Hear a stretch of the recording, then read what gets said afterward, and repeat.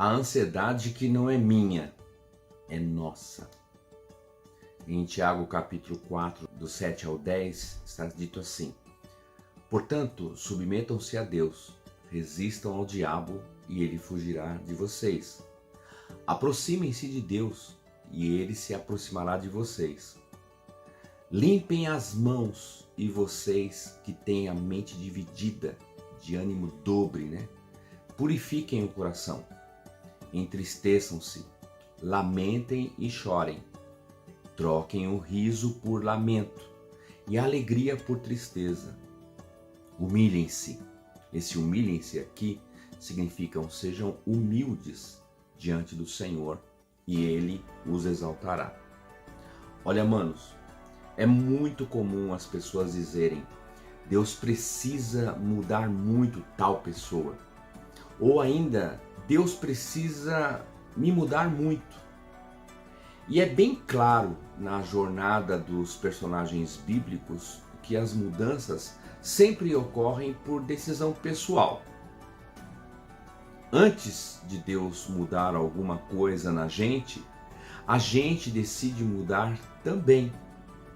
É o correto para fazer com essa tal liberdade que Deus nos deu. Deus, ele é muito respeitoso. Deus é criterioso com essa liberdade concedida para nós. E é por isso que esse texto de Tiago nos dá algumas dicas preciosas.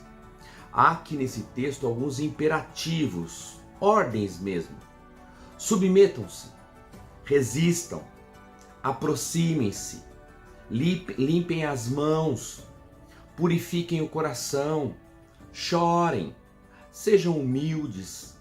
E depois de tudo isso, aí sim Deus entra com a exaltação da pessoa, que é, na verdade, o selo final de mudança. A história de Abraão, ela é um aplicativo, assim, maravilhoso para compreendermos o caminho de um homem com Deus e de Deus com o homem. Ver como esse homem vai sendo trabalhado por Deus na conquista da fé, da sua fé. Porque a fé madura que Abraão consegue depois, ela não é fruto de uma mágica qualquer, mas ela é uma construção de anos, manos. O Abraão tem fé? Tem. Mas ele tem alguma dúvida? Também tem. O Abraão é corajoso? Ou se é? Sair de uma grande cidade com segurança para ir para um lugar desconhecido, um lugar incerto, gente, isso é de muita coragem. Mas o Abraão, ele tem medo? E como? Olha o que já vimos anteriormente. O Abraão confia? Sim. No entanto, a ansiedade é o seu campo de batalha na mente. E isso foi afetando tanto ele quanto os que conviviam com ele. Já vimos anteriormente isso, ok? Agora, não podemos nos enganar, manos. A vida ela é como um jogo de xadrez. Qualquer peça que você movimenta tem desdobramentos, poxa. Tem consequências, meu. Algumas leves, outras graves. Algumas consequências de efeito imediato, outras de efeito adiado. Mas eu queria viajar, estacionar hoje na frente da casa de uma das pessoas mais mal vistas do Velho Testamento, a Agar. Primeiro porque ela é vista como a outra, como se uma escrava tivesse alguma opção naqueles dias, né?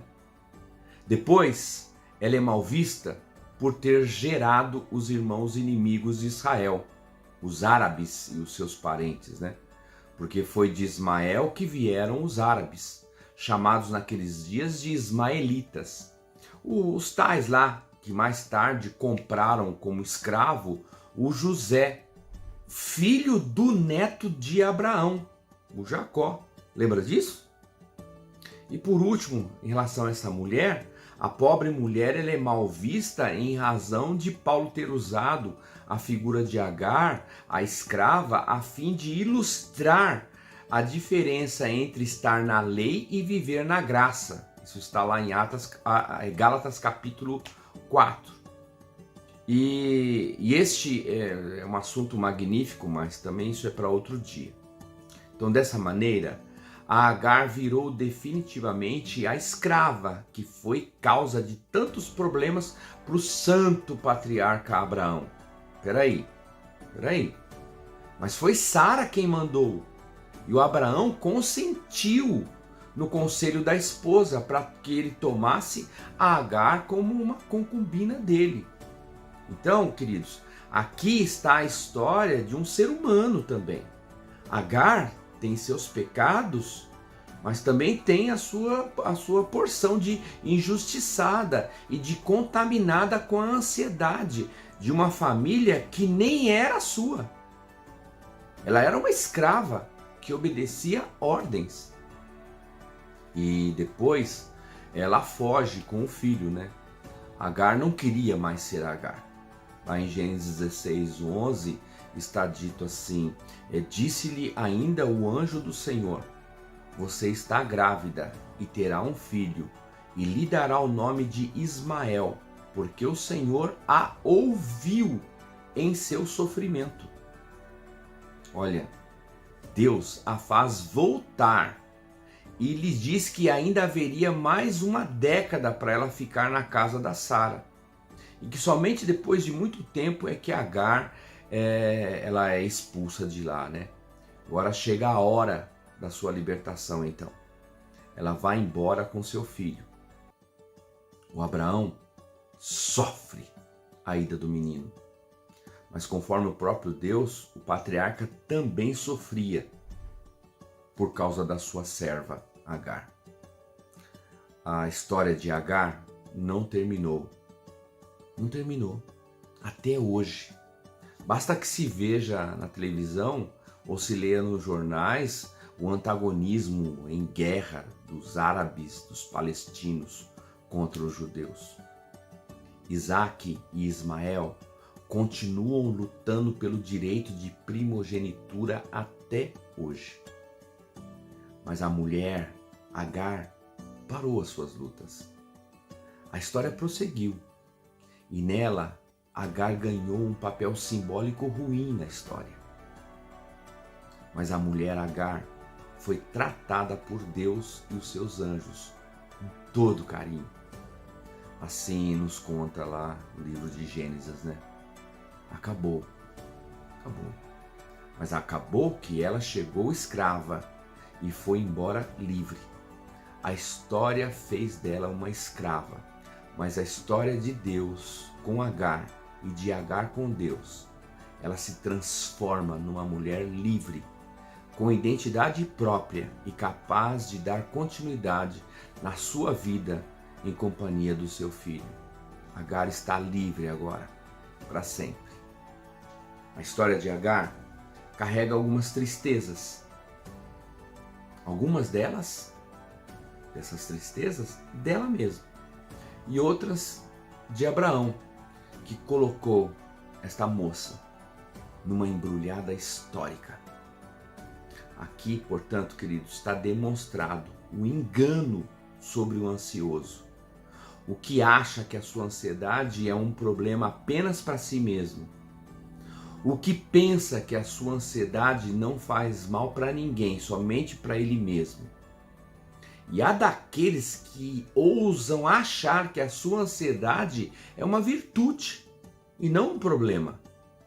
A ansiedade, ela é uma enfermidade que vai minando o chão de quem por ela caminha e vai comprometendo também o caminho das pessoas em volta, alterando cursos de vida, comprometendo decisões na vida de quem de outras pessoas que também estão em volta da gente.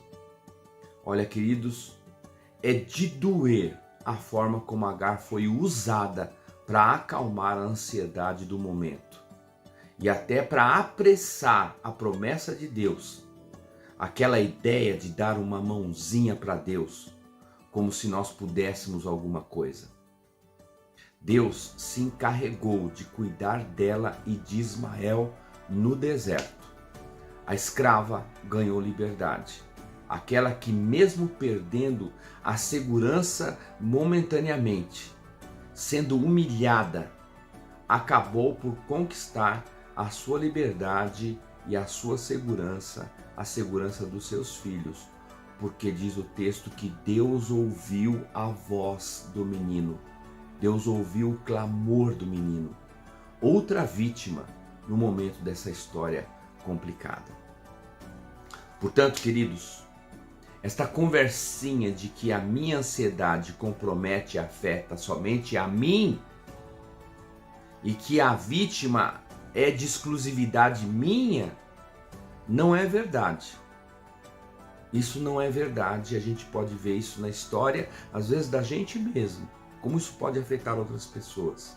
E Tiago capítulo 4, do 7 ao 10, pode ser também um antídoto contra a enfermidade da ansiedade, essa de ter o ânimo dobre, o pensamento dividido. Amém, queridos? Deus abençoe vocês. Um bom estudo e uma boa exposição. Deus abençoe.